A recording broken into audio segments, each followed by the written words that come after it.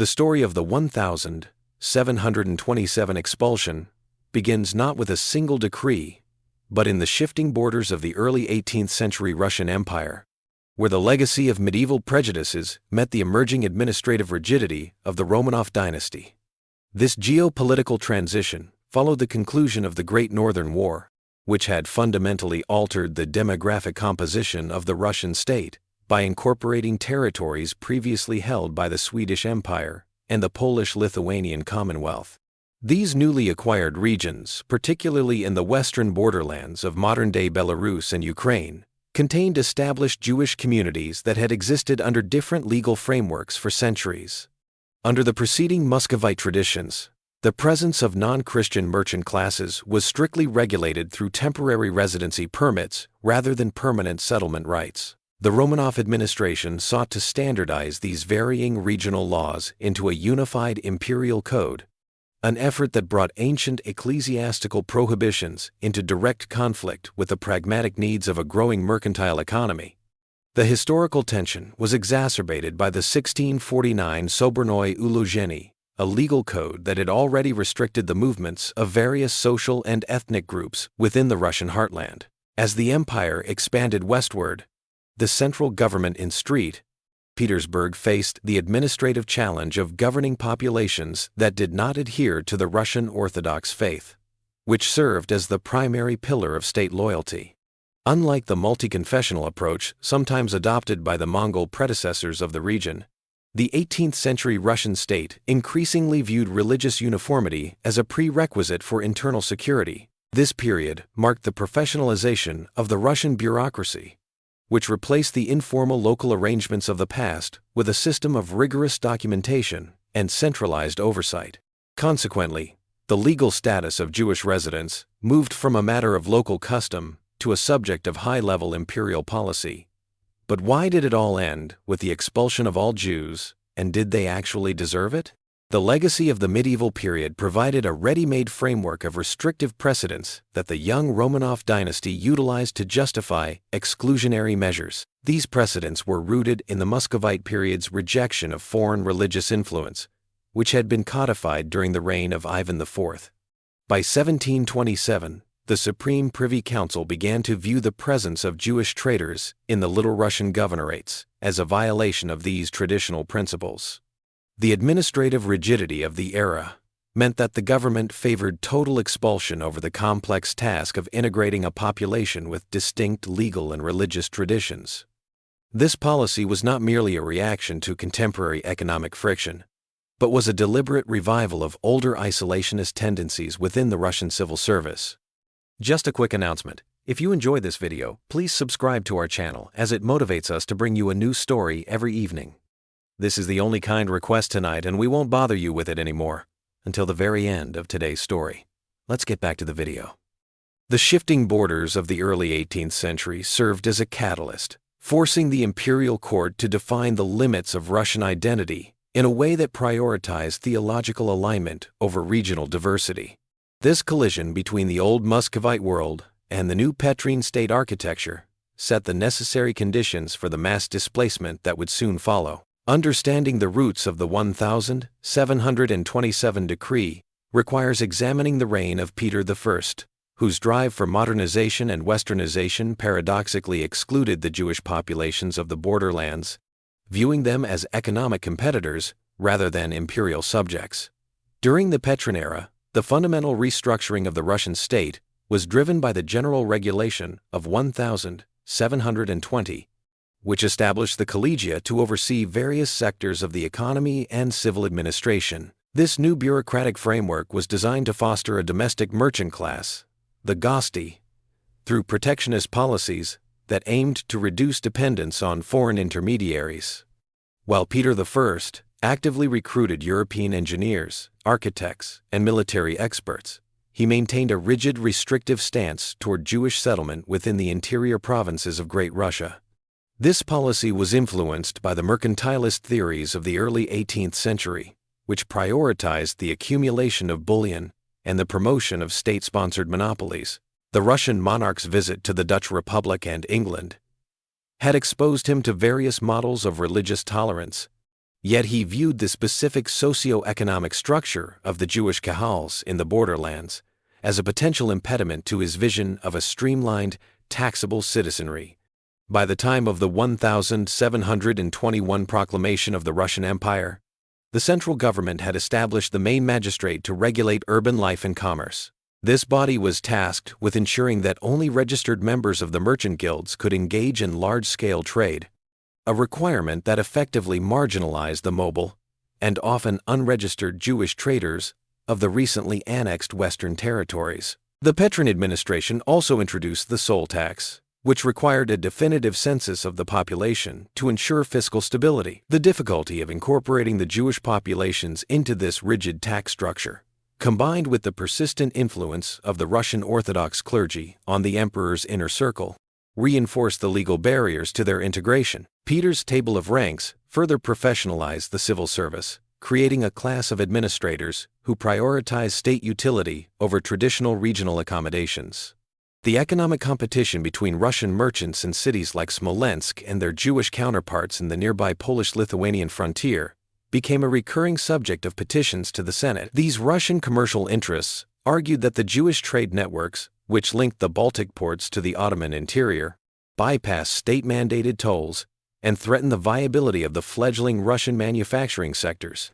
Although Peter I once famously remarked that he did not fear his subjects being outperformed by Jewish merchants, he never formally dismantled the restrictive decrees that dated back to the 16th century.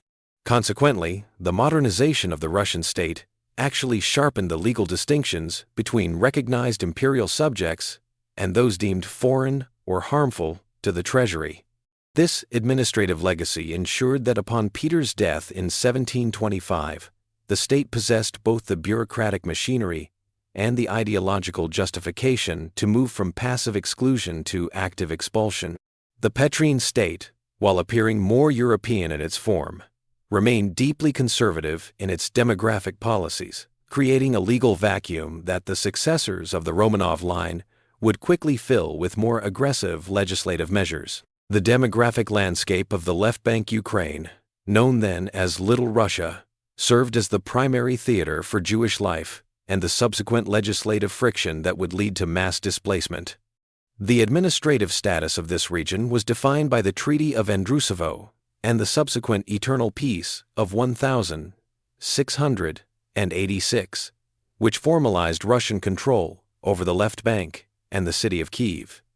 This territory maintained a unique autonomous structure under the Cossack Hetmanate, which operated with its own judicial customs and social hierarchies distinct from the Muscovite core.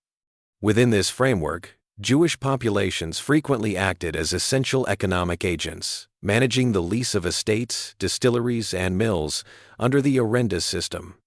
The socio-economic organization of the region was categorized by the presence of significant urban centers, like Chernigov, Poltava, and Starodub, which functioned as vital nodes for the transit of agricultural commodities to the Crimean and Polish markets.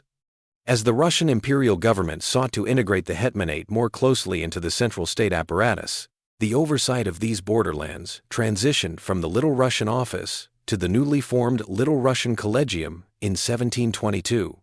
This shift in governance introduced a new layer of fiscal scrutiny, as the central authorities aimed to standardize the collection of customs duties and internal tolls.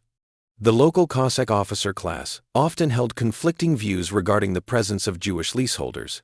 While these individuals provided immediate liquid capital and managed complex estate logistics, they were also viewed as competitors for the control of local monopolies. The arrival of the 1722nd saw the increasing intervention of the Russian military in the administration of the borderlands, with regiments stationed in various regimental towns to ensure order and tax compliance. These military administrators were frequently the recipients of complaints from local Christian artisans and guilds who sought to enforce protectionist trade regulations. The legal environment of Little Russia was further complicated by the continued relevance of the Magdeburg Rights in several major towns, which granted certain urban populations self-governing privileges that were often used to exclude non-Christians from municipal trade and residence. However, the practicalities of the frontier economy meant that Jewish residents remained deeply embedded in the rural and small-town sectors of the left bank, particularly in the northern districts. The demographic reality of the 1,722nd was one of porous borders, where traders moved frequently between the Russian-controlled territories and the Polish-Lithuanian regions of the right bank. This mobility made the enforcement of any centralized restrictive policy difficult, as the imperial administration in St. Petersburg lacked the granular data required to differentiate between permanent residents and transient merchants. The administrative friction peaked as the Supreme Privy Council began to interpret this demographic fluidity as a security risk and a drain on the state's potential tax revenue.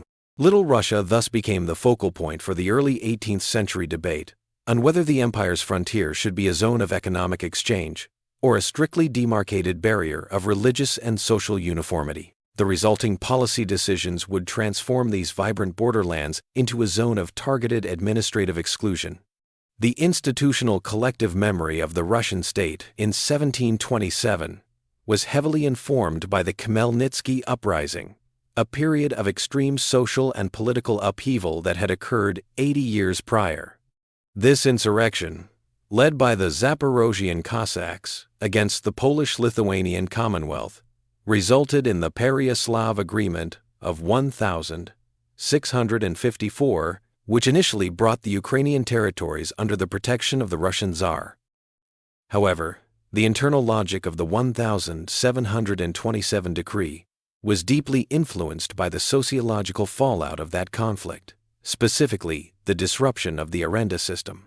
During the mid-17th century, the role of Jewish administrators as intermediaries for the Polish nobility had made them central targets of Cossack violence.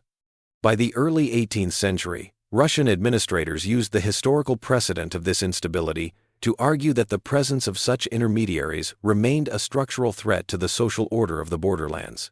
The 1648 conflict had effectively decimated the Jewish populations of the Dnieper region, leading to a long period of demographic absence that was only gradually reversed as the borders stabilized.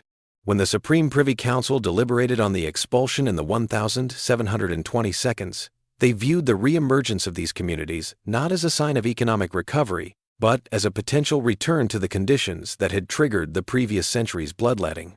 The Russian state archives of the period contain numerous references to the troubles of the 1642, using them as a cautionary framework for current legislative action. This historical lens shifted the focus from individual residency rights to the perceived collective danger posed by any group that could be seen as an alien economic class. The memory of the uprising also solidified the alliance between the Russian state and the Orthodox clergy, who portrayed the 1648 conflict as a holy war for the preservation of the Eastern Rite. Furthermore, the 1727 policy reflected a desire to avoid the Polonization of the border districts, a process that 18th-century Russian officials linked to the socio-economic structures of the former Commonwealth. The legacy of the uprising ensured that the Jewish population was permanently associated with the Latin or Polish political influence that the Romanovs were determined to excise from Little Russia. The administrative reports of the 1722 frequently cited the 1648 massacres as evidence that the integration of non-Orthodox groups was impossible without inciting further peasant revolts. By framing the expulsion as a preventative measure to maintain domestic tranquility, the government utilized 17th-century trauma to validate 18th-century administrative rigidity. This reliance on historical memory meant that the 1727 decree was not merely a response to current economic data, but was a reactionary attempt to close a historical chapter of perceived instability. The legacy of the 1648 uprising provided the emotional and historical weight necessary to transform a complex demographic question into a binary choice between total expulsion or total chaos. The death of Peter the Great in 1725 ushered in the brief, precarious reign of Catherine I, whose administration sought to consolidate power through religious and social uniformity. The transition of executive authority was managed by the newly empowered Preobrazhensky Guard, which bypassed the traditional claims of the male Romanov line to install the empress on the throne. This period was defined by the suspension of Peter's 1722 Law of Succession, creating a political environment where the legitimacy of the monarch relied heavily on the support of a narrow circle of influential courtiers. To stabilize this vulnerable regime, the Supreme Privy Council was formally established in February 1726, centralizing all legislative and executive functions within a six-member body. This council prioritized the restoration of traditional Muscovite social hierarchies as a means of ensuring noble loyalty. The administration faced immediate fiscal crises, leading to the reduction of the military budget and an increased focus on internal policing to suppress potential dissent. The fragility of the succession meant that the government in St. Petersburg was highly susceptible to the lobbying efforts of the old Russian faction, which favored a retreat from the cosmopolitanism of the previous reign. This faction argued that the empire's internal security was undermined by the presence of unassimilated populations in the western borderlands. By early 1727, the Supreme Privy Council moved toward the standardization of trade privileges, favoring the traditional merchant guilds of the interior over the more flexible commercial networks of the frontier. The legislative activity of Catherine's final months reflected a shift toward isolationist economic policies, including the imposition of new tariffs on goods transported through the Little Russian governorates. The government's drive for uniformity effectively closed the avenues of negotiation that had previously allowed for regional exceptions. As Catherine's health declined, the council sought to finalize these restrictive measures to present the incoming heir with a completed program of social and religious purification. This administrative momentum ensured that the 1727 expulsion was not a sudden innovation, but the logical conclusion of a reign dedicated to the total centralization of imperial control. Prince Alexander Menshikov, the powerful favorite of the court, wielded enormous influence over the Supreme Privy Council, steering imperial policy toward the protection of orthodox mercantile interests against perceived external rivals. Following the ascension of Catherine I, Menshikov occupied a position of unprecedented authority, serving simultaneously as the president of the War College and the dominant voice within the newly formed Executive Council. His administrative style was characterized by a drive for extreme fiscal centralization, intended to replenish an imperial treasury exhausted by decades of continuous warfare. Menshikov's personal financial portfolio was inextricably linked to state-sanctioned monopolies, particularly in the trade of salt, alcohol, and tobacco, which placed him in direct alignment with the traditional Orthodox merchant guilds of Moscow and St. Petersburg. These guilds viewed the unregulated commercial activities in the western borderlands as a systemic threat to their established price controls and market dominance. Under Menshikov's guidance, the Supreme Privy Council began to view the Jewish trade networks not as supplemental economic assets, but as invasive entities that bypassed the official state excise systems. The prince's influence was instrumental in the passage of the 1726 commercial edicts, which tightened the registration requirements for all persons engaged in the transit of goods across the empire. These regulations were specifically designed to formalize the guild structure, ensuring that only those with fixed property and deep-seated ties to the Orthodox community could hold licenses for wholesale distribution. Menshikov utilized the secret chancellery to monitor the movement of capital within the Little Russian and Smolensk governorates, suspecting that the clandestine nature of Jewish commerce was facilitating the flight of hard currency to foreign banks. This focus on monetary sovereignty was a core component of the Council's economic platform, which equated the health of the state with the total control of precious metal reserves. Menshikov's proximity to the Empress allowed him to frame these protectionist measures as essential for the preservation of the Romanov dynasty's fiscal integrity, particularly as the state struggled to maintain the high costs of the newly established Baltic fleet.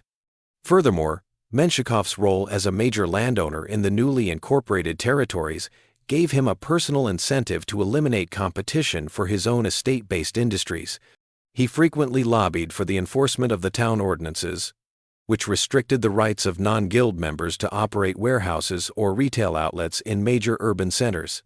His administrative reports to the Cabinet of Ministers argued that the economic purity of the interior provinces must be maintained through the exclusion of any group that operated outside the traditional feudal and clerical hierarchies. By early 1727, Menshikov had successfully shifted the council's focus from general border security to a specific program of mercantile purification. This policy targeted the removal of Jewish residents from the regimental towns of the South, portraying them as agents of Polish economic sabotage. The prince's ability to synchronize his personal wealth with the broader goals of state protectionism provided the necessary political momentum to move the expulsion decree through the final stages of the legislative process. Consequently, the 1727 mandate emerged as a vehicle for Menshikov's vision of a closed, state-managed economy where the interests of the Orthodox merchant class were synonymous with the survival of the imperial state. Menshikov's dominance ensured that the council functioned as a tool for economic exclusion, prioritizing guild loyalty over the diverse commercial realities of the empire's frontier. The Orthodox Church, through the Holy Synod, consistently pressured the crown to purify the Holy Russian lands, citing religious preservation as a justification for the removal of non-Christian residents. The Holy Synod, established by the Ecclesiastical Regulation of 1721 to replace the traditional patriarchate, functioned as a formal department of the state, directly integrating the spiritual interests of the Orthodox Church into the Romanov administrative apparatus. During the transition to the reign of Catherine I, the Synod intensified its role as a legislative advocate for theological segregation, viewing the expansion of the empire's borders as a mission of ecclesiastical containment. The bishops and metropolitans who comprised the Synod drafted a series of formal petitions, known as supplications, which were presented to the Supreme Privy Council. These documents argued that the presence of non-Orthodox merchant classes in the Little Russian and Smolensk governorates posed a direct threat to the spiritual health of the peasantry. The Synod's primary objective was the enforcement of the instruction to the voivodes, which mandated the monitoring of non-Christian religious observances and prohibited the construction of non-Orthodox houses worship. In their 1726 communications, the ecclesiastical authorities emphasized the danger of proselytism, suggesting that Jewish commercial interactions with Orthodox villagers would inevitably lead to the degradation of Christian liturgical practices. This religious lobby utilized the concept of Holy Russia, a land uniquely consecrated to the Eastern Rite, to categorize any non-Christian resident as a source of spiritual pollution. Unlike the previous Muscovite period, where religious exclusion was often managed through local parish initiatives, the 18th century Synod sought to codify these restrictions into universal imperial law. They successfully lobbied for the exclusion of Jewish residents from the regimental towns of the South, portraying them as rivals to the parish-based social order that provided the state with moral and fiscal stability. The economic pretext for the 1727 expulsion was articulated through a series of formal grievances submitted by the Russian merchantry in border towns such as Smolensk, Rilsk, and Putovo. These local traders, organized under the Gostinaya Sotnya and other traditional guild structures, argued that the Jewish commercial networks operated outside the established fiscal boundaries of the Russian state. The primary point of contention involved the circumvention of internal customs barriers, where state-appointed tax farmers collected the mit and tamga duties. Russian merchants claimed that Jewish traders utilized secondary rural routes and informal depots to move goods across the frontier, thereby avoiding the heavy excise taxes that funded the imperial military. This perceived avoidance of state obligations was framed not merely as a loss to the local guilds, but as a direct assault on the imperial treasury's liquidity. The petitions sent to the Senate specifically highlighted the disparity in operational costs, noting that those outside the guild system did not pay the communal dues or fulfill the slug bus service requirements typically mandated for Russian subjects of the Third Estate. The competitive landscape of the 1722 was further destabilized by differing credit structures and capital management practices. Jewish traders often operated through extended kinship and communal networks that provided flexible financing, a stark contrast to the rigid, high-interest lending environment prevalent among the Russian merchant class. This enabled the borderland traders to offer lower prices on imported commodities such as textiles, spices, and hardware, which had been traditionally monopolized by state-authorized contractors. The Russian merchants argued that this undercutting was an illegitimate form of commerce that threatened the viability of the domestic manufacturing sectors Peter I had sought to cultivate. The fiscal rationale for expulsion was thus rooted in the protection of the state's investment in its own merchant class, which was seen as the only reliable source of consistent tax revenue. Furthermore, the imperial administration began to view the Jewish role in the vini otkup, or the liquor tax farming system, as a source of economic friction. In the Little Russian governorates, the distillation and sale of alcohol were major components of the local economy, often managed by Jewish leaseholders under contracts with the Cossack elite. The central government in St. Petersburg, seeking to consolidate all alcohol revenues under the direct control of the main magistrate, viewed these regional lease arrangements as an obstacle to total fiscal integration. The resulting administrative reports categorized these commercial activities as predatory, suggesting that they drained the local peasantry of coin that should have instead flowed into the state coffers through official, Orthodox-managed taverns.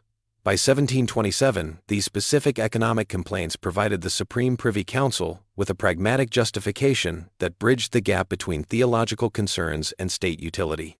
The expulsion was presented as a restorative fiscal measure designed to stabilize the internal market and eliminate foreign commercial competition that refused to integrate into the centralized Romanov guild system.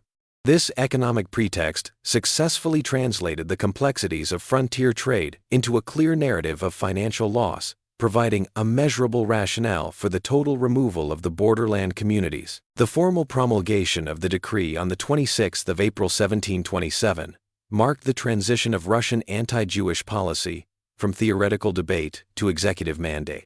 This legislative instrument, issued in the name of Empress Catherine I just weeks before her death, was processed through the Chancellery of the Supreme Privy Council as a high-priority state order. The document explicitly targeted all individuals of the Jewish faith currently residing within the gubernias of Great Russia and the autonomous territories of Little Russia. Unlike previous regional bans, this edict established a comprehensive territorial prohibition that recognized no local exemptions or social status. The decree was characterized by its categorical language, mandating that the targeted population be escorted beyond the borders of the empire with immediate effect. The administrative machinery required to execute such a mandate involved the coordination of the Senate with the provincial governors and the regimental commanders of the Ukrainian line. The decree was disseminated through the ukaz system, a network of official couriers who carried the imperial seal to the furthest reaches of the western frontier. It stipulated that all Jewish property, including real estate and commercial inventory, must be disposed of within a strictly enforced time frame, after which residency would be considered a criminal offense against the state. This legal framework did not provide for a transition to foreign subject status. Rather, it defined the presence of these communities as an absolute legal nullity within the Russian state.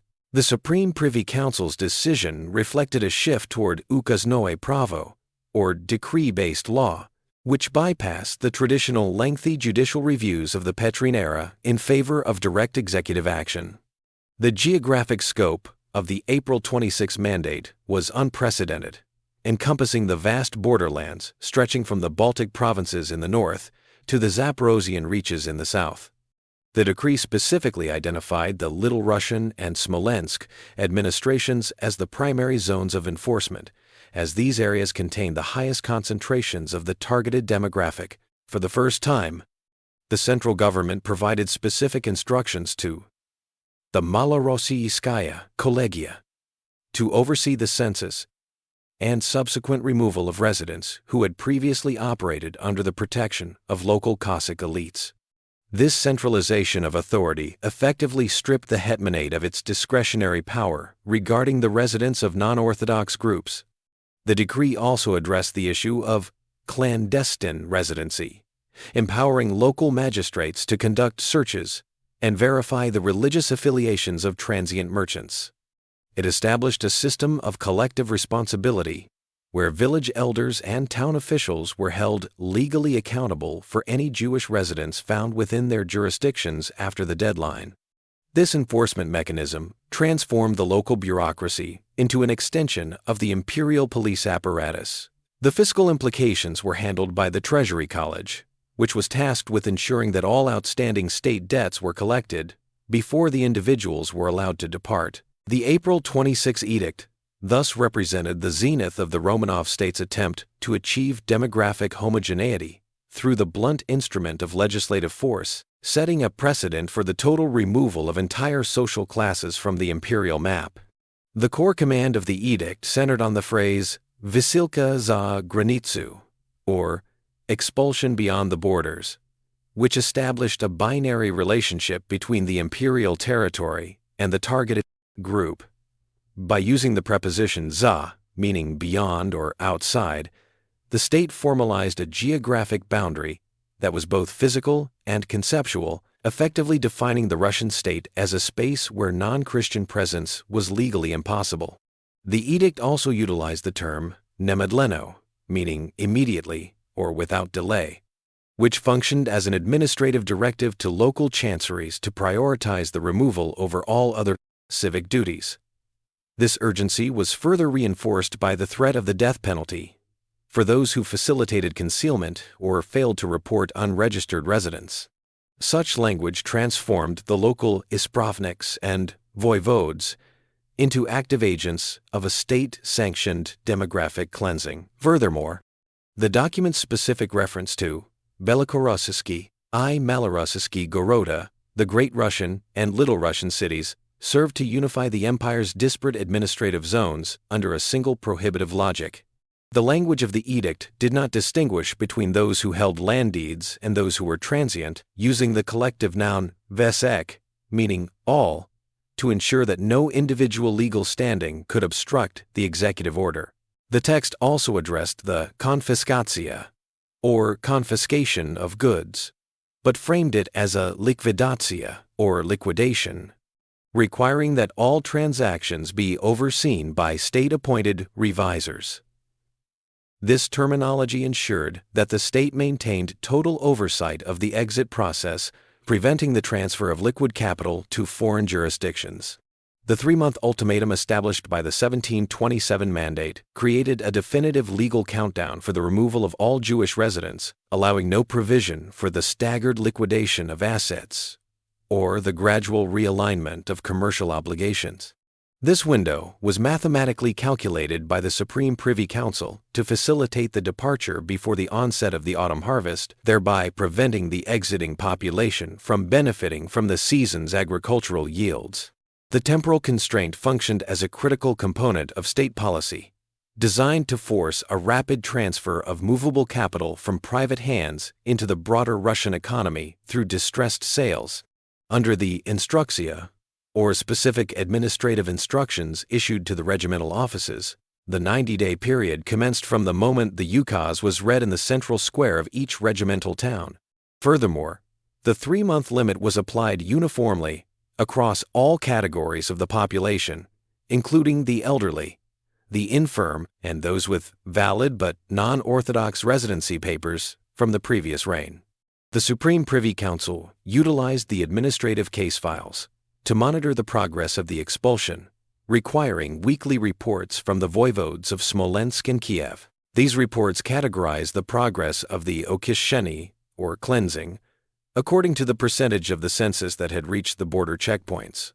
By midsummer 1727, the ultimatum had effectively turned the western borderlands into a zone of intense bureaucratic activity where the state's primary concern was the mechanical execution of the deadline rather than the social consequences of the resulting displacement.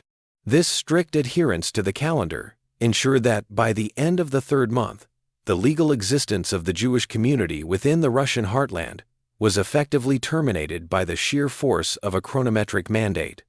The transition from imperial edict to provincial reality was marked by confusion as local governors struggled to identify who exactly fell under the broad categories of the expulsion order.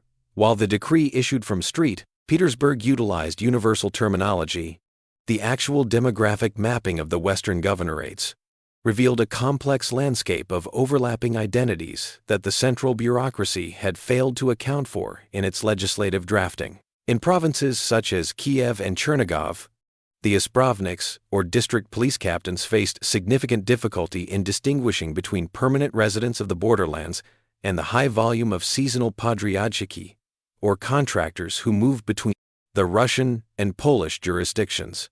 The absence of a centralized internal passport system meant that the identification of individuals relied on the testimony of local starshina, or communal elders, whose records were often decentralized and inconsistently maintained. This data deficit created a vacuum where the application of the law varied significantly from one regimental district to another. The administrative uncertainty was compounded by the status of Vykrasti, or Jewish individuals who had converted to the Russian Orthodox faith during the Petrin era. The 1727 decree did not explicitly define the standing of these converts, leading to a series of urgent inquiries sent from the chanceries of the governors to the Holy Synod. Local administrators were unsure whether the purification of the land applied to genealogical lineage or strictly to theological practice. In many instances, the voivodes suspended the removal of specific families while awaiting clarification, inadvertently creating pockets of residency that persisted beyond the legal deadlines. Furthermore, the administrative machinery struggled with the categorization of foreign-born residents who possessed jalivanye gramady, or charters of privilege, granted by previous monarchs for service in the military or the industrial sectors. The conflict between these existing legal protections and the new absolute mandate produced a stalemate in provincial courts, where judicial officials were hesitant to override sovereign grants without a specific counterorder. Economic entanglements also contributed to the systemic confusion. Many Jewish traders were involved in long-term contracti, or contracts with the state treasury for the transport of salt and grain, and their immediate removal threatened to disrupt the logistics of the Intendantskaya Sluzhba, or commissariat. Provincial governors reported that the sudden extraction of these agents would leave the army supply lines in the south unmanaged, leading to petitions for temporary stay of execution for essential personnel. The Malorossiaskaya Kollegia found itself inundated with appeals from local landowners who argued that the departure of their leaseholders would result in the total cessation of revenue from their estates, as there were no Christian replacements prepared to manage the complex outcup or tax farming systems. This friction between imperial ideological goals and regional economic pragmatism led to a patchwork enforcement where the intensity of the expulsion depended more on the zeal of the local military commander than on the letter of the law. The resulting administrative chaos illustrated the profound disconnect between the high-level policy of the Romanov court and the intricate social realities of the empire's frontier. Consequently, the first months of the mandate were characterized by a frantic search for definitions, as the provincial state apparatus attempted to translate a blunt executive order into a functional program of demographic exclusion.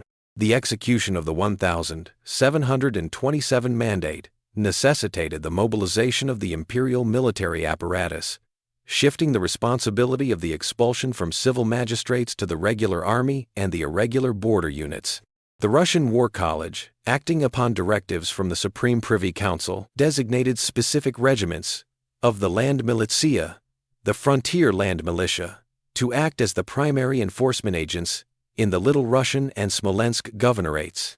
This strategic deployment utilized the Polkovaya system, where individual regiments were assigned specific territorial sectors to ensure that no rural enclave bypassed the census. The presence of professional soldiers transformed the Vasilka from a procedural administrative removal into a structured military operation characterized by the establishment of cordons and the monitoring of major transit corridors. The tactical oversight of the departure was managed by the Oberkommandant of Kiev, who integrated the regular Hussar and Dragoon units with the local Cossack hundreds. These forces were tasked with conducting obiski, or systematic searches of private estates and monastic lands, to identify residents who had not yet complied with the 90-day deadline. The military's involvement was codified under the Voyenaya Collegia regulations, which empowered officers to exercise summary jurisdiction over those found in violation of the imperial order. To prevent the clandestine re-entry of those already expelled, the military established a series of foreposti, or permanent outposts, along the Polish-Lithuanian frontier. These stations were equipped with rotational garrisons tasked with patrolling the Cherta, the demarcated boundary line, effectively turning the western border into a militarized zone. Furthermore, the army played a crucial role in the logistical management of the Periprava, or the river crossings, where the influx of thousands of individuals required structured control to prevent the total collapse of regional infrastructure. Military engineers were deployed to oversee the integrity of bridges and ferry crossings, ensuring that the exodus did not interfere with the movement of imperial troops or state supplies.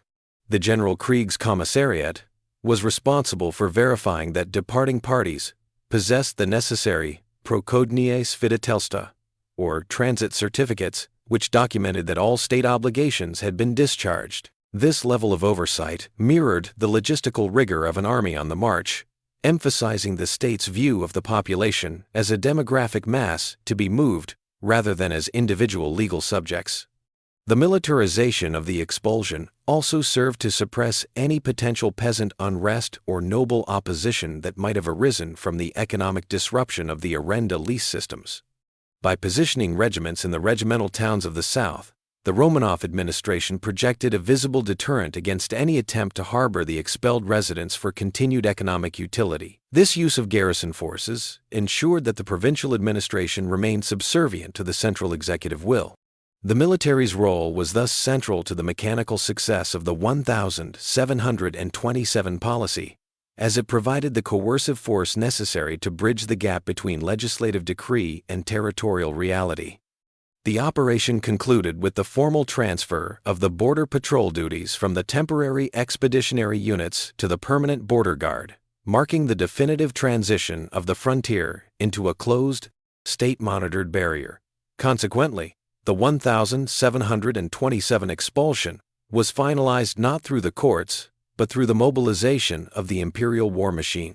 The process of liquidating the shtetls and urban enclaves involved the rapid, state-mandated dissolution of communal and private assets, a procedure that formal records of the period describe as the forced disposal of movable and immovable property. In the regimental towns of the Hetmanate and the border districts of the Smolensk Governorate, the 90-day ultimatum triggered a localized economic collapse, specifically targeting Jewish-owned real estate and inventory. According to the fiscal reports submitted to the main magistrate, this period witnessed the mandatory auctioning of lavki, retail stalls, skladi, warehouses, and gilie stronia, residential structures, which had been integrated into the urban fabric for generations. Because the decree prohibited the retention of ownership by those forced to depart, the supply of available property far exceeded the immediate demand, granting local buyers significant leverage in determining transaction values. Historical ledger data indicates that these transactions frequently occurred at 30 to 50% of pre-decree market valuations. The purchasers were primarily local Orthodox merchants, Cossack starshina, and burgeoning urban artisans who sought to consolidate their control over the Torgovye Ryedy, trading rows, and Remeslenie Tseki, craft guilds. This wealth transfer was facilitated by the Komisija po Likvidacji, an administrative body tasked with ensuring that all sales were finalized before the deadline, often prioritizing the speed of the transaction over the recovery of fair value for the sellers. The liquidation also extended to vinaya arenda, liquor leases, and proviansky podriety, provisioning contracts, where the capital invested in equipment, storage vats, and transport wagons was sold under duress to state-authorized Christian contractors. The internal displacement of wealth was not limited to physical property but encompassed the vexlaya, promissory notes, and dolgovaya obiasitelstva, debt obligations, that formed the backbone of Regional credit. Jewish lenders were forced to settle outstanding loans with Christian debtors at steep discounts to secure liquid currency for their journey. In many instances, the provincial voivodes issued zapretnai acti, prohibition acts, which temporarily froze the assets of those awaiting expulsion, preventing the transfer of wealth to relatives in the Polish-Lithuanian Commonwealth. This state-monitored divestment ensured that the productive capital of the expelled communities remained within the Russian tax jurisdiction, effectively subsidizing the expansion of the Russian middle estate at the expense of the departing residents. The social consequences of this liquidation were documented in the petitions of the Gorodsky Dumy, city councils, which recorded the transfer of ownership for thousands of communal buildings, including shkoly, schools, and Общественные дома, communal houses. These structures were frequently repurposed as Orthodox parish halls or municipal offices, completing the physical erasure of the Jewish presence from the urban landscape.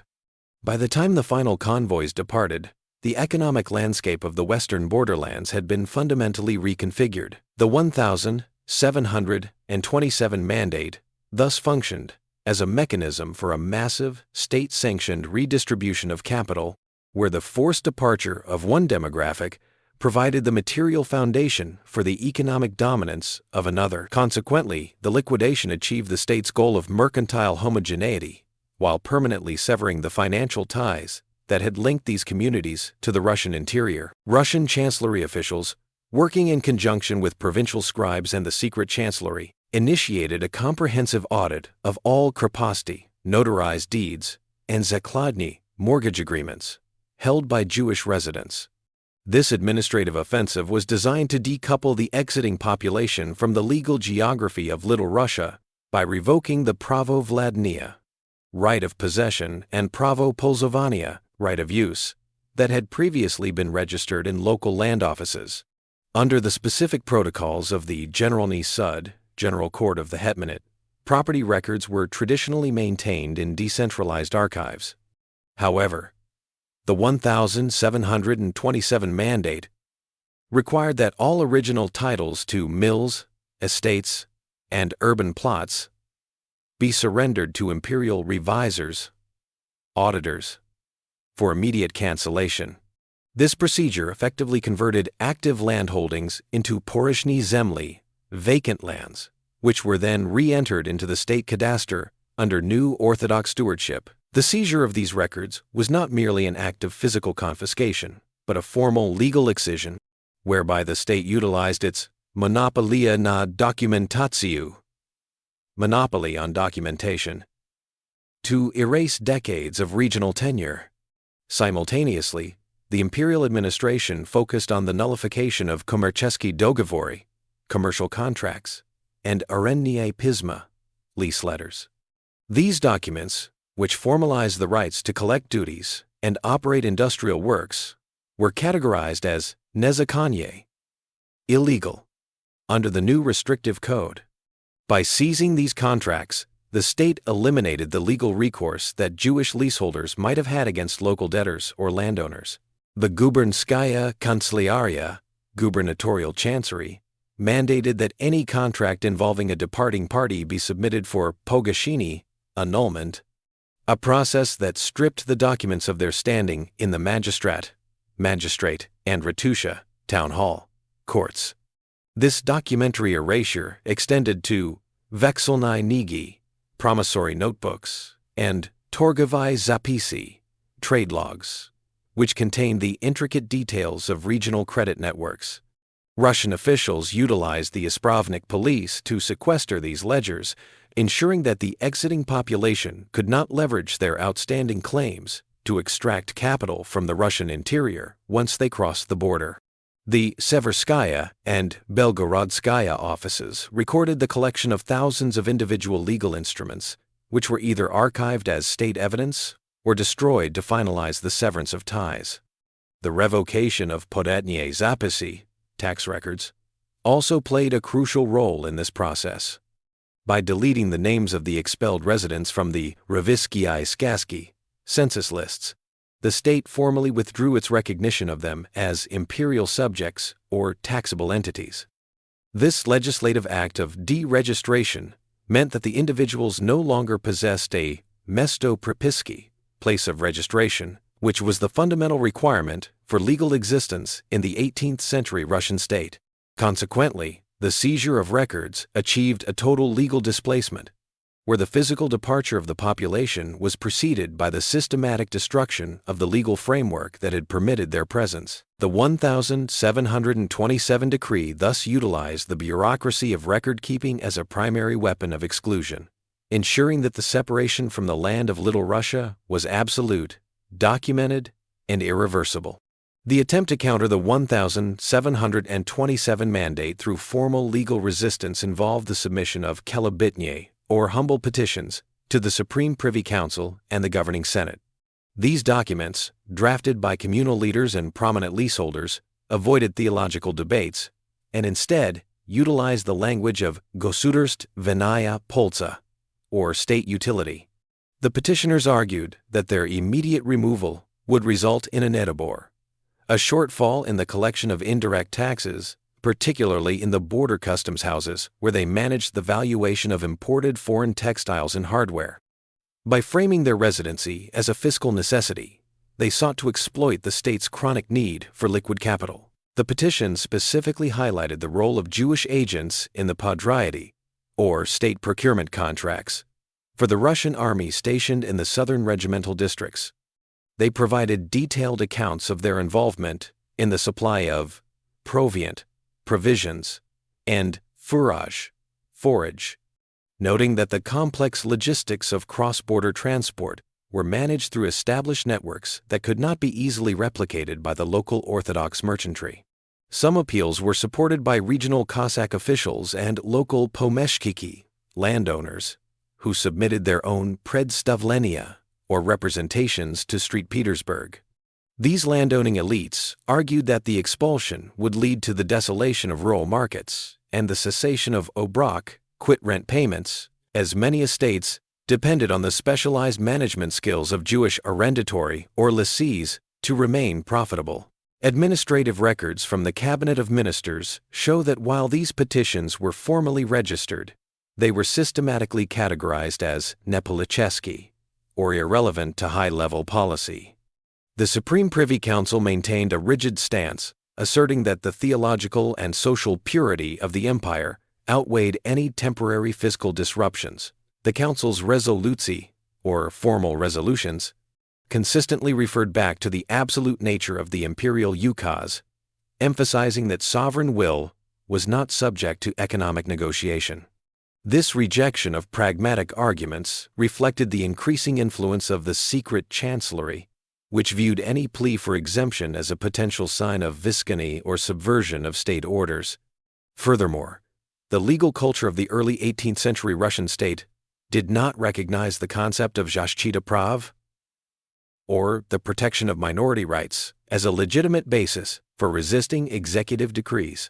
The petitioners were forced to operate within a system where the only avenue for success was to prove that their expulsion was a technical error rather than a policy disagreement. When these efforts failed, some communities attempted to leverage verstreknie ski, or countersuits, against Christian debtors in a last-effort attempt to stall the departure through judicial gridlock. However, the provincial voivodes were instructed to override these legal delays, prioritizing the physical movement of the population over the resolution of private civil disputes. The failure of this resistance illustrated the total dominance of the central bureaucracy over regional economic interests. By late summer 1727, the volume of petitions decreased as the realization of the decree's finality took hold. The state's refusal to engage with the economic rationale of the borderland communities confirmed that the 1727 mandate was an ideological project designed to fundamentally reorder the empire's social fabric, regardless of the measurable financial cost to the treasury. Consequently, the kelobitnii remain in the archives not as successful legal instruments, but as evidence of a desperate and ultimately futile attempt to bridge the gap between frontier pragmatism and imperial dogma. The physical execution of the 1727 expulsion necessitated a massive logistical operation involving the movement of thousands of families toward the western frontier of the Russian Empire. The transition from the sedentary life of the regimental towns to the state-mandated exodus was managed by the Malorossiyskaya Kollegia, which established specific transit routes designed to avoid major military depots and sensitive industrial sites. The primary mode of transport consisted of podvody, or wooden horse-drawn wagons, which carried the remaining household effects and commercial inventories that had survived the liquidation process.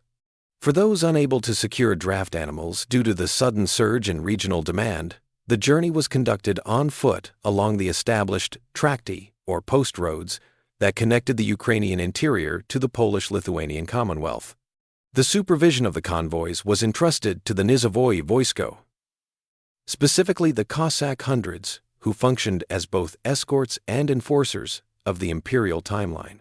These units were instructed to maintain a karul, or watch, ensuring that the departing groups did not deviate from the prescribed paths or attempt to seek refuge in the dense leso steppe, forest steppe regions. The military oversight was rigorous, with officers recording the passage of each group at zastavy or checkpoints to prevent any unregistered individuals from lagging behind or returning to their former residences.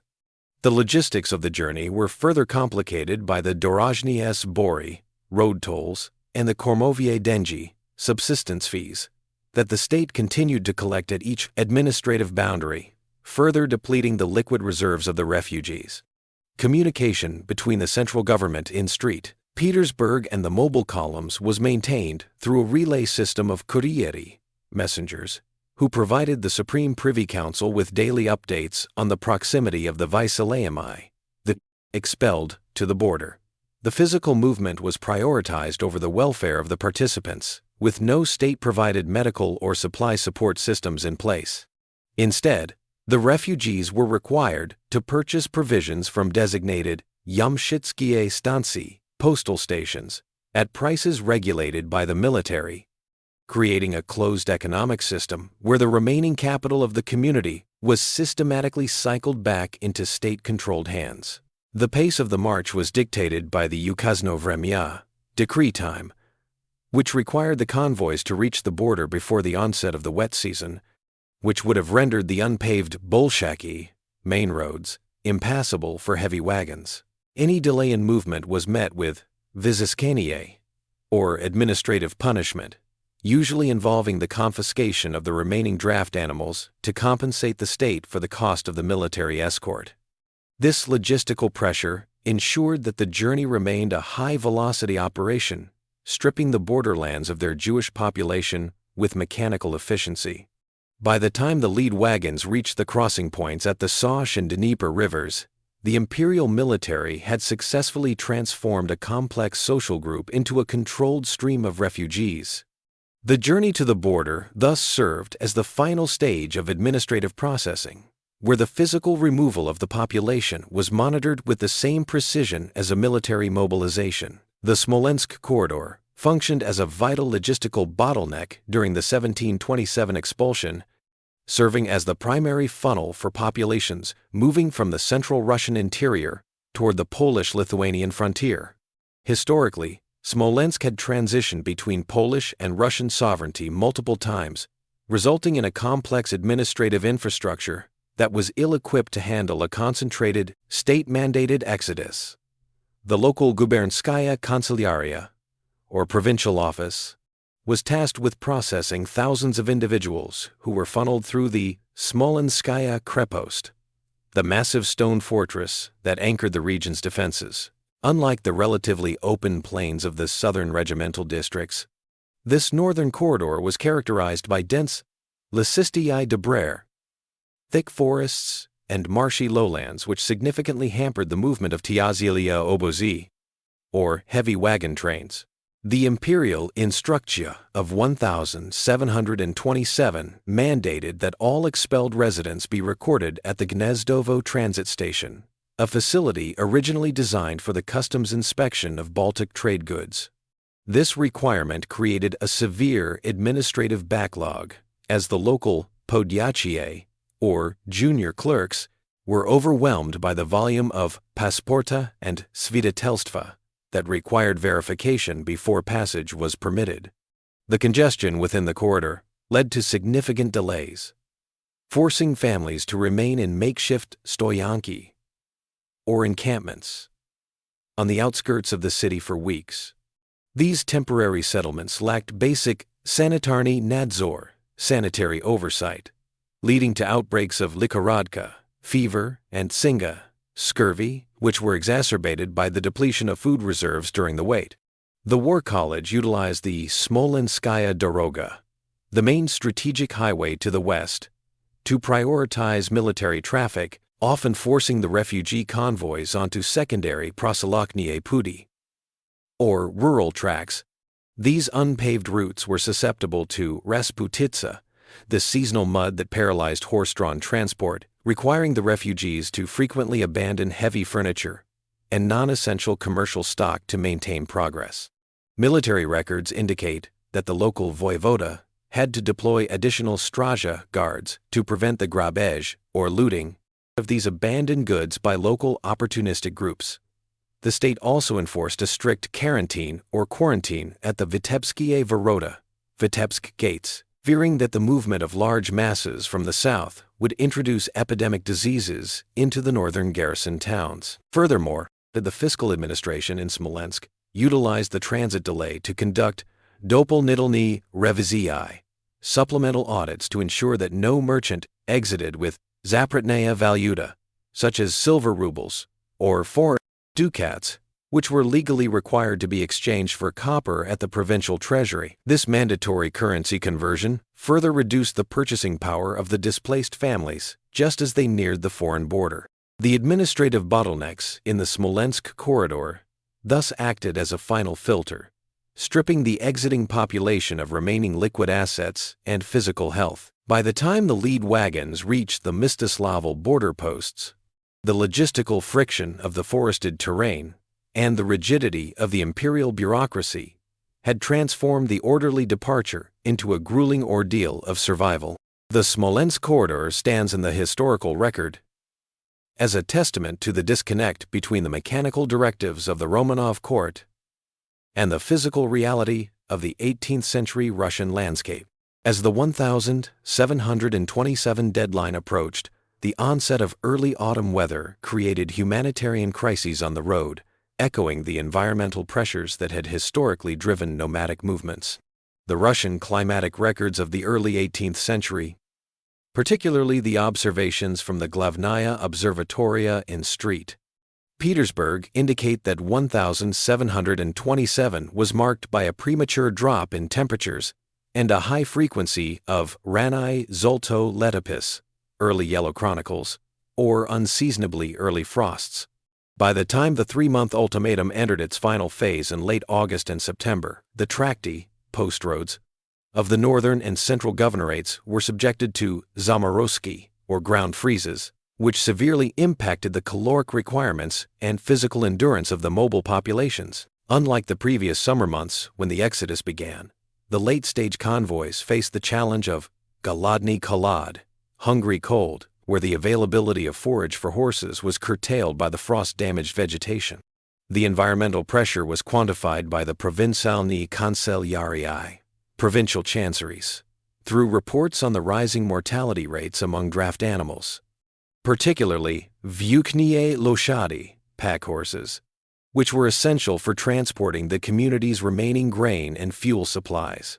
As the temperature decreased, the caloric expenditure required for the journey exceeded the subsistence levels provided by the dwindling food reserves. This ecological strain necessitated the abandonment of heavier telegi, carts, in favor of sani sledges. Although the lack of consistent snow cover made the use of runners over frozen mud exceptionally difficult. Military escorts reported that the pace of the exodus slowed from the mandated 20 versts per day to less than 10, creating a backlog of refugees at the major Yamshitskie Dvori, postal yards, and river crossings. The early autumn rains transformed the Chernozem, black earth, of the Little Russian districts into a deep, viscous mire, a phenomenon known in the military logs as Osanaya Rasputitsa. This environmental barrier prevented the movement of the sick and elderly, leading to the establishment of temporary zimovia, or wintering camps, which were strictly forbidden under the terms of the original April 26 decree. The provincial governors were forced to choose between the total physical destruction of the convoys and the selective violation of the imperial timeline. In many instances, the voivodas utilized politia, forces to clear the roads, prioritizing the okiszeni, cleansing, of the land over the survival of the displaced, which mirrored the uncompromising nature of the state's drive for social homogeneity. Furthermore, the Kazanaya Palata, Chamber of the Exchequer, noted a decline in the value of the currency exchanged at the border, as the obestsenivani, devaluation of copper coin, made it nearly impossible for the refugees to purchase fuel or winter clothing from local Krestian peasants. The lack of tepliye veshki, warm things, such as sheepskin coats or felt boots, led to widespread obmorozenie, frostbite, a condition recorded by military surgeons stationed at the Smolensk and Kiev garrisons. These environmental factors acted as a natural accelerant to the state's exclusionary policy, ensuring that the physical departure was final. By the time the first snows of 1727 began to settle, the humanitarian crisis on the road had completed the work of the bureaucracy, leaving the borderlands effectively emptied of their Jewish residents. The arrival of winter thus served as a definitive environmental closing of the Russian frontier, where the forces of nature combined with the rigidity of Romanov law to finalize the mass displacement. The Polish-Lithuanian Commonwealth served as the primary geopolitical destination for the thousands of families displaced by the 1727 Russian Mandate, offering a legal environment that stood in stark contrast to the centralized administrative rigidity of the Romanov state. Unlike the burgeoning Russian absolutism, the Commonwealth operated under the Aurea Libertas, or Golden Liberty, a decentralized political system where the power of the monarch was severely limited by the Sejmi, parliament, and the regional Sejmiki, local assemblies. Within this framework, Jewish populations were governed by the privilegia, a series of historical charters that granted them the status of a distinct estate with the right to internal self-governance. This was manifested in the Council of Four Lands, or Va'ad Arba Aratzot, an autonomous central organ that regulated the religious, economic, and judicial affairs of Jewish communities across Poland and Lithuania. When the refugees crossed the border into the Grand Duchy of Lithuania, they moved from a jurisdiction of total exclusion to one of ius municipal law and private patronage. Many of the families settled in Chasnovladalcheskie Goroda, or private towns, owned by the powerful Polish-Lithuanian magnates, such as the Radziwiłł and Sapieha families. These nobles viewed the influx of experienced merchants and leaseholders as a valuable economic asset to offset the fiscal stagnation caused by the northern wars. The magnates provided the newcomers with letters of privilege that exempted them from certain municipal taxes in exchange for developing local industries such as tanning, weaving, and the arrendas of forest resources like potash and timber. The legal standing of the refugees was formalized through their registration in local kahals, which acted as the fiscal intermediaries between the individual and the Polish state. This communal structure provided a safety net that was entirely absent in Russia, as the kahals managed the distribution of charity and the integration of paupers into the local labor market. Furthermore, the Commonwealth's judicial system allowed for courts of arbitration, where disputes between Jewish and Christian residents were settled according to established statutes rather than arbitrary executive decrees. This predictability in law encouraged the re-establishment of the cross-border trade networks that the 1727 decree had attempted to dismantle. Economically, the refuge in Poland-Lithuania facilitated the survival of the arenda system, which continued to thrive in the right bank Ukraine and the Lithuanian interior. The Russian government in St. Petersburg viewed this with suspicion, monitoring the frontier for signs of contrabanda, smuggling, as the displaced traders utilized their knowledge of the Russian markets to supply the Commonwealth with grain and livestock. The border between the two states thus became a site of profound legal and economic divergence. While Russia pursued a policy of demographic homogenization, the Commonwealth maintained a pluralistic social structure that utilized ethnic and religious diversity as a driver for regional commerce. The 1,727 expulsion did not result in the economic destruction of the community, but rather its relocation to a more favorable legislative environment, where the historical protections of the Polish crown provided the stability necessary for communal regeneration. Consequently, the Polish-Lithuanian Commonwealth acted as a vital demographic reservoir, preserving the social and cultural continuity of the borderland populations during a period of intense Romanov persecution. The process of crossing the frontier in 1727 was defined by a final, rigorous layer of fiscal extraction administered by the Russian border guard and the Tamozhnia, or customs officials, stationed at the western checkpoints. This stage of the expulsion transformed the physical boundary of the empire into a site of concentrated financial assessment, where the state utilized its control points to ensure that the departing population exited with only the legally permitted minimum of liquid capital. The primary instrument of this oversight was the Wyjezdna Poszklina, a specific departure duty mandated by the Supreme Privy Council to recover the administrative costs of the 3-month mobilization. Every wagon and individual was subject to a head tax, which functioned as a final fee for the processing of exit papers. Financial regulations at the border were strictly governed by the Monetny Dvor, mint, decrees, which prohibited the export of gold and high-grade silver rubles.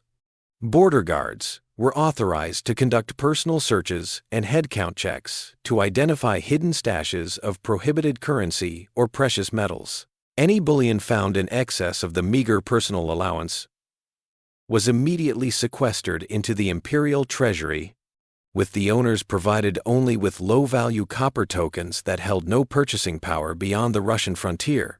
This mandatory currency devaluation ensured that the capital flight associated with the mass migration was kept to an absolute minimum, effectively trapping the wealth of the borderland communities within the Romanov monetary system.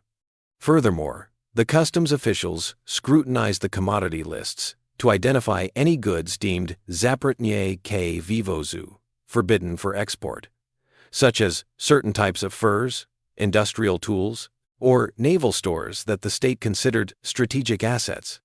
The Consigliaria at the border posts maintained detailed ledgers of these seizures, which were categorized as penal sanctions for attempting to transport state-regulated materials. The extracted tolls also included bridge fees and ferry fees, which were often inflated by local commanders who operated with significant discretionary power in the remote frontier zones. This systemic extraction meant that the physical act of crossing into the Polish-Lithuanian Commonwealth was preceded by a total fiscal stripping, leaving the refugees in a state of finansovaya nagoda, financial nakedness, as they reached the foreign jurisdiction. The military presence at the border, consisting of regular infantry frontier guards, enforced a strict queue system that often lasted for days, during which time the state continued to collect food taxes for the right to remain in the transit zone. The auditors from the Treasury College cross-referenced the border manifests with the original census lists from the Little Russian regimental towns to ensure that no individual escaped without settling their communal krugovaya, poruka, collective responsibility, debts. By the time the final wagons crossed the borderline, the 1,727 decree had achieved its secondary objective of extracting a massive final dividend for the imperial state. The border guard tolls thus served as the terminal mechanism of the Romanov exclusionary program, ensuring that the mass displacement concluded with a total settlement of all accounts in favor of the crown. The expulsion of 1,727 fundamentally dismantled the internal self-governance of the Jewish communities in the Russian borderlands, causing a rupture in the social fabric that had survived the transition from Polish to Russian rule. At the core of this breakdown was the dissolution of the Kahal system, the semi-autonomous communal administrative bodies responsible for civil adjudication, educational oversight, and the collection of communal taxes. The 1,727 mandate stripped these councils of their legal recognition, rendering their internal communal registers and ordinances unenforceable under Russian law. This administrative decapitation removed the institutional layer that had traditionally mitigated social conflict and managed the welfare of the melamedim, teachers, and ritual slaughterers, who held specialized roles within the community hierarchy. The physical displacement triggered a fragmentation of the kinship ties that had anchored the population to specific localities, like the regimental towns of Little Russia. Because the expulsion was executed with mechanical speed, the traditional migration of entire kehilot, organized communities, was often replaced by the chaotic movement of individual nuclear families. This shift undermined the collective liability, which had been the primary mechanism for managing communal debt and negotiating with the central state. Furthermore, the closure of the yeshivot, theological academies, and primary cheders in the Smolensk and Kyiv districts resulted in a total cessation of the formalized educational cycle, creating a generational gap in the transmission of legal and religious knowledge. The social stratification within the community was also reconfigured as the gvirim, or wealthy mercantile elite, utilized their remaining assets to secure preferential transit conditions, leaving the Jewish proletariat of artisans and laborers to bear the brunt of the logistical hardship. The professional class of intercessors, who had historically managed the interface between the community and the Romanov court, found their roles entirely obsolete in the face of an absolute executive decree that permitted no further negotiation. This collapse of the diplomatic class left the community without a centralized voice to represent its interests in the foreign jurisdictions where they sought refuge. The 1727 mandate also targeted the ancestral cemeteries, which served as the physical manifestation of communal continuity. By revoking the right of access to these sacred sites, the state effectively severed the connection between the living and the generations of ancestors, a vital component of communal identity. The repurposed communal buildings, now functioning as state warehouses or Orthodox offices, symbolized the total erasure of the community's social autonomy. Consequently, the 1727 expulsion resulted in a state of social atomization, where the traditional collective identity was broken into thousands of individual survival narratives. The mandate achieved a demographic end, but more importantly, it terminated a specific mode of social existence that had provided the borderland populations with a unique legal and cultural cohesion.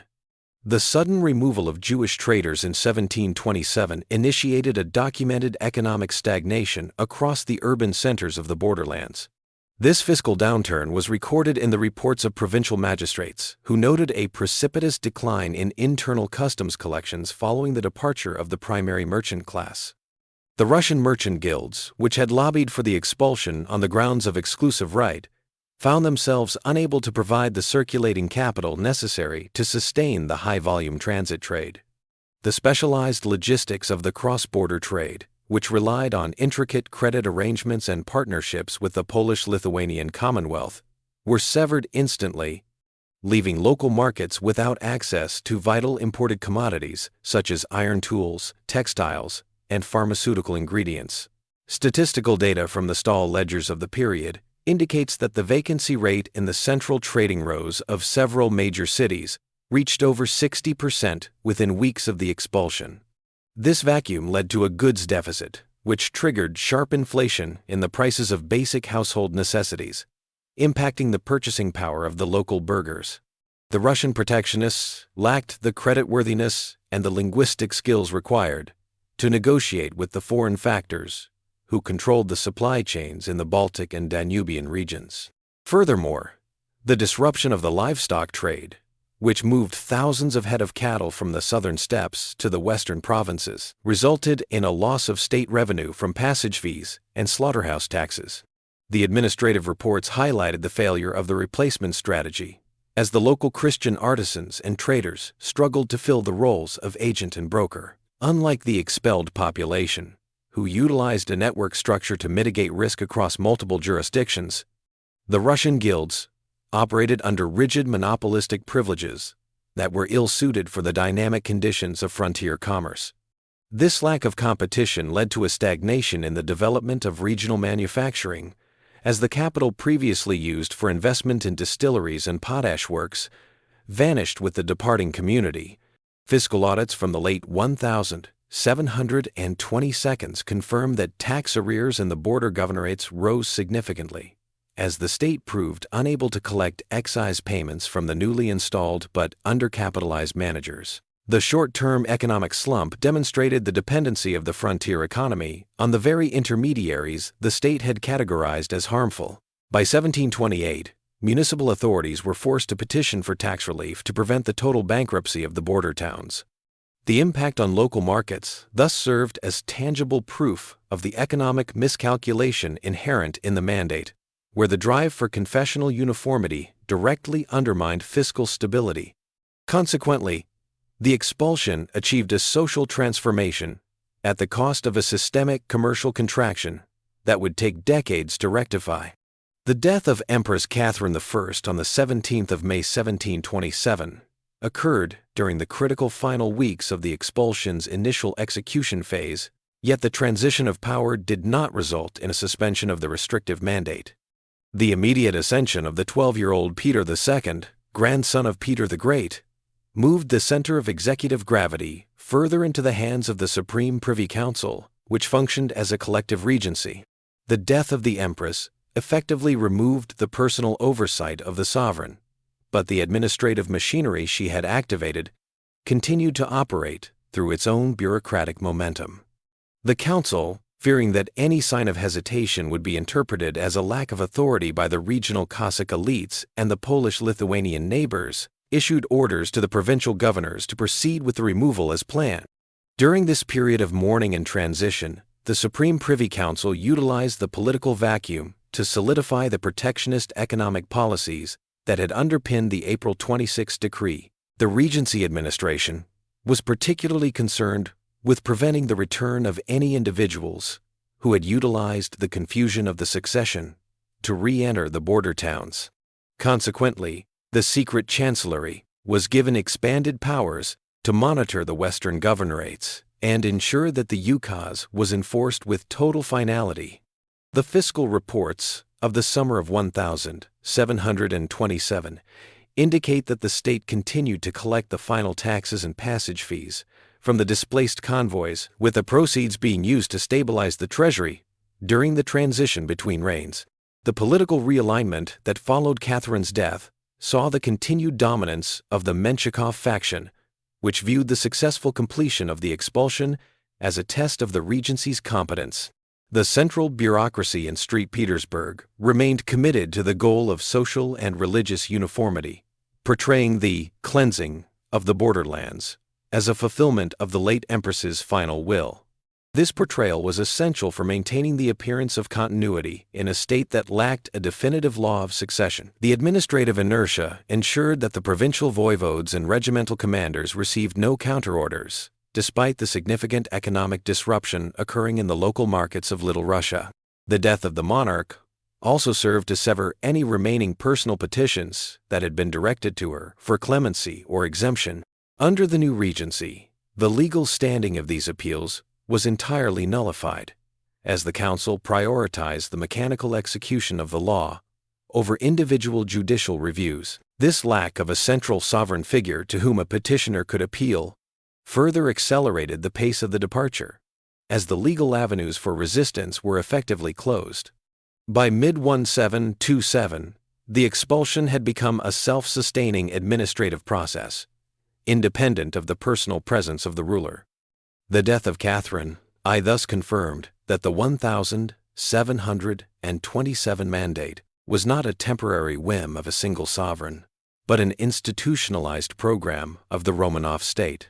Consequently, the transition to the reign of Peter II marked the finalization of the expulsion, ensuring that the new emperor would inherit a western frontier that was officially categorized as free of non-orthodox merchant presence. Despite the categorical nature of the 1727 decree, the persistence of secret residents in the remote rural districts of the Little Russian and Smolensk governorates created a secondary administrative challenge for the imperial state. These individuals, often leaseholders of small-scale rural industries like forest potash works or isolated distilleries, managed to evade the initial military census by relocating to the private estates of sympathetic or economically dependent Orthodox landowners. The local Starshina and rural gentry often viewed the total removal of their administrative agents as a threat to their estate's liquidity, leading to the creation of informal shelter agreements that bypassed the official registration systems of the regimental towns.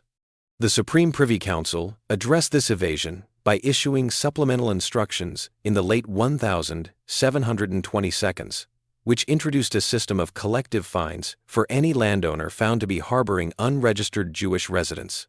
This legislative shift moved the burden of enforcement from the central military to the local landholding class, turning the provincial elite into unwilling agents of the state's exclusionary policy. The secret chancellery conducted a series of revizii, or investigative audits, in the more distant regimental districts, utilizing informants to identify hidden communities that had avoided the primary convoys. These audits revealed that the porous nature of the 17th century border allowed for a continuous, albeit illegal, movement of traders who utilized familiar rural paths to maintain their commercial networks. The state's response to these secret residents was characterized by increasing administrative aggression, including the threat of silka, or internal exile to Siberia, for those who facilitated their presence. This period saw the introduction of mandatory residential vidi, or identity papers, for all persons of the merchant and artisan classes, a precursor to the more rigid passport systems of the late 18th century. The difficulty of identifying these individuals in a society without standardized documentation led to the use of podatnie zapisi, tax records, to cross-reference known residents against current census data. Any discrepancy was treated as evidence of clandestine residency, resulting in the immediate seizure of property and the summary expulsion of the individuals to the Polish-Lithuanian border. Furthermore, the persistence of these residents led to the militarization of the stanitsas, or rural settlements, where border guards were authorized to conduct unannounced searches of granaries and outbuildings. These operations were documented in the military ledgers as zakistki, or clearances, designed to eliminate the last vestiges of the Jewish presence in the Russian interior. The state also utilized religious denunciations, encouraging the Orthodox clergy to report any non-Christian religious observances within their parishes to the local voivode. This surveillance network effectively closed the rural gaps that had initially allowed for evasion. By 1729, the number of secret residents had been significantly reduced through these targeted police actions. The persistence of these individuals demonstrated the limitations of the 18th century state's reach, but the eventual success of the Romanov administration in removing them confirmed the state's commitment to total demographic homogeneity. The era of the secret resident thus came to an end, as the imperial bureaucracy refined its methods of detection and enforcement, ensuring that the 1,727 mandate was eventually realized in every rural corner of the borderlands. The resettlement of the displaced Jewish populations from the Russian borderlands into the Polish-Lithuanian Commonwealth triggered a unique period of religious and intellectual synthesis, as the refugees brought their specific cultural experiences into contact with the established traditions of the Polish interior. This demographic influx occurred just as the religious landscape of Eastern European Jewry was beginning to undergo profound shifts, particularly with the emergence of early Hasidic thought and the refinement of traditional rabbinical structures. The individuals who had lived under the more restrictive and administratively rigid Russian system developed a particular emphasis on communal resilience and the preservation of oral traditions as a response to the loss of their physical property and legal standing in the East. In the regions of Volhynia and Podolia, where many of the 1,727 refugees settled, their experiences influenced the development of the Besht movement, the nascent Hasidic tradition, which prioritized emotional spiritual connection over the increasingly detached intellectualism of the urban rabbinical elite. The refugees' history of displacement and their loss of fixed communal centers made them receptive to a religious philosophy that emphasized the omnipresence of the divine, regardless of geographic location. This period saw the synthesis of the pragmatic, frontier-oriented culture of the Little Russian borderlands with the more established mystical traditions of the Polish heartland. The result was a religious culture that was better adapted to a life of perpetual uncertainty, reflecting the environmental and political pressures of the 18th century frontier. Furthermore, the intellectual elite among the displaced populations contributed to the refinement of the halakha, Jewish law, regarding the status of refugees and the transfer of property under duress. The legal deliberations of the 1,732 in the Polish-Lithuanian councils often reference the 1,727 expulsion as a precedent for managing the rights of those who had lost everything to foreign executive decrees. This led to a more standardized approach to the hazaka, or the right of tenure, ensuring that newcomers could be integrated into local economies without destabilizing the established communal order.